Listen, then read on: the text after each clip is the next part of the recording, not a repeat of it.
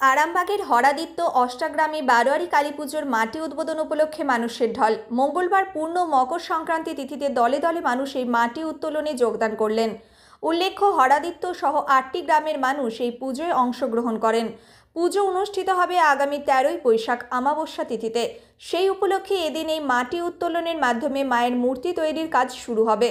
প্রথা অনুযায়ী আরামবাগের তাড়াল গ্রাম থেকে শোভাযাত্রা করে এই মাটির উত্তোলন করে মন্দির প্রাঙ্গণে নিয়ে আসা হয়। এই অনুষ্ঠান উপলক্ষে এদিন কড়া নিরাপত্তার ব্যবস্থা করা হয়। উপস্থিত ছিলেন হরিণখোলা 1 নম্বর গ্রাম পঞ্চায়েত প্রধান পার্থ হাজারি, আরামবাগ এসডিপিও সুপ্রভাত চক্রবর্তী, আরামবাগ থানার আইসি রাকেশ সিং, খানাকুল থানার ওসি মুন্সি হামিদুর রহমান, পুরসুরা থানার ওসি শুভজিৎ দে, গোঘাট থানার ওসি মধুসূদন পাল সহ বিশাল পুলিশ বাহিনী। এখন দেখুন মাটি উত্তোলনের সেই ছবি আর শুনুন এ বিষয়ে কি জানালেন।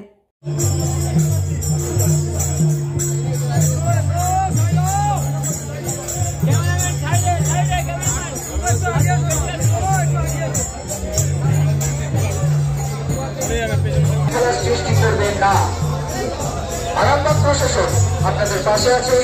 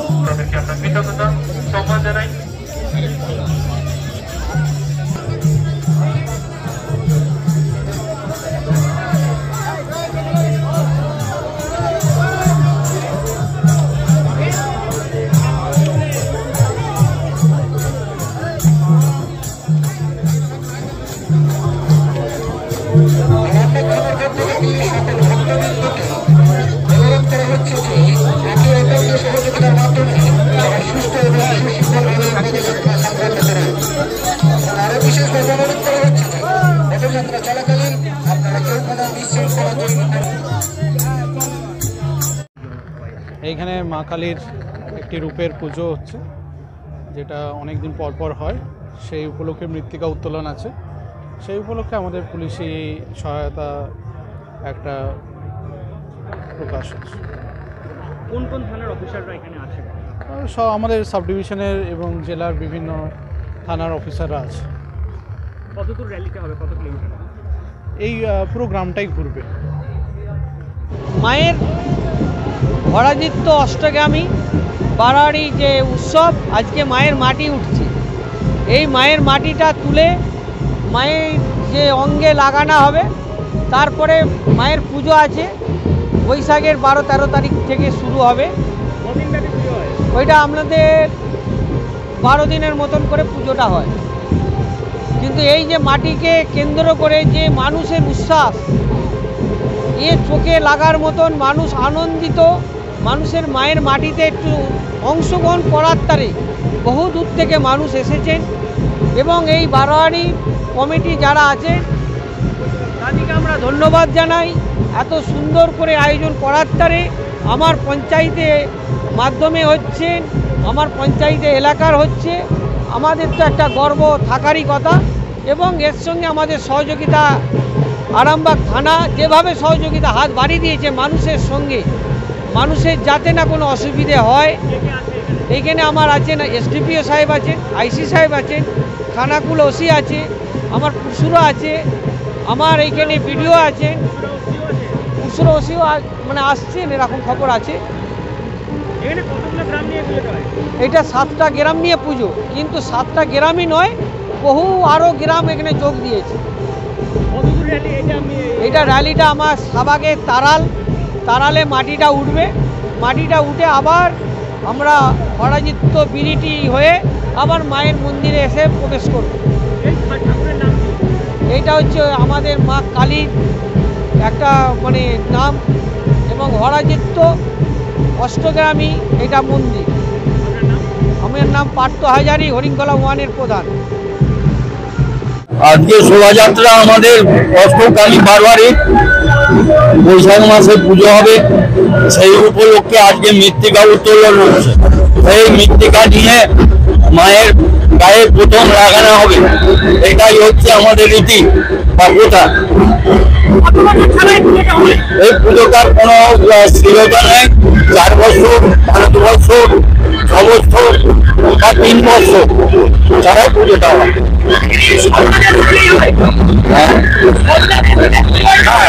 বাংলাদেশে আগে হতো, এখন মোটামুটি মানুষের মনের আবেগটাই এখন বাংলাদেশে দাঁড়িয়ে গেছে।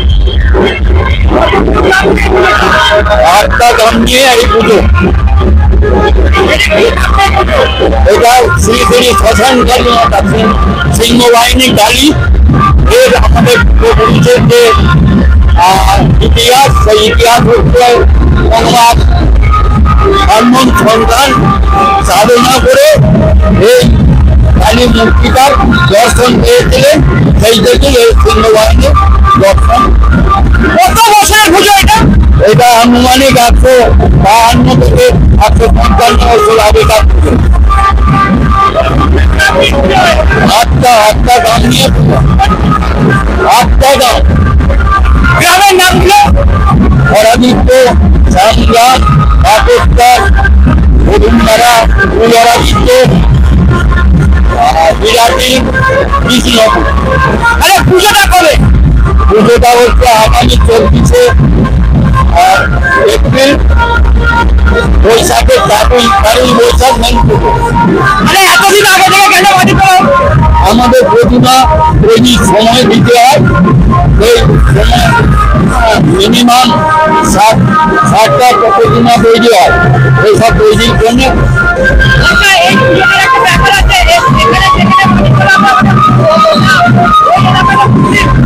পুলিশ টাকা আছে প্রশাসনিক শান্তির জন্য, মানে খারাপ আর্থিক আমরা রাখতে বাধ্য হয়েছি।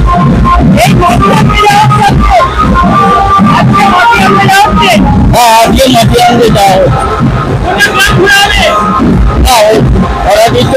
এমপি স্টোর হয়ে একদম বিরোধী চৌমাথা হয়ে মায়ের মন্দিরে আছে। আমার নাম অশোক ব্যানার্জি, বাড়ি হরদিত্য, আমি এই পূজা কমিটির সভাপতি।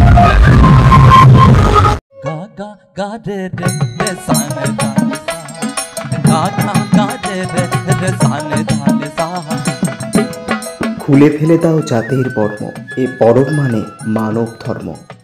22 থেকে 26শে জানুয়ারি আরামবাগের সিবিএসই স্কুলের বিপরীতে তেঘরি মাঠে শুরু হতে চলেছে আন্তর্জাতিক গোসাই পরব। এবছরের বিশেষ আকর্ষণ 27শে জানুয়ারি থাকছে ধুলোট। সকলে অবশ্যই আসবেন।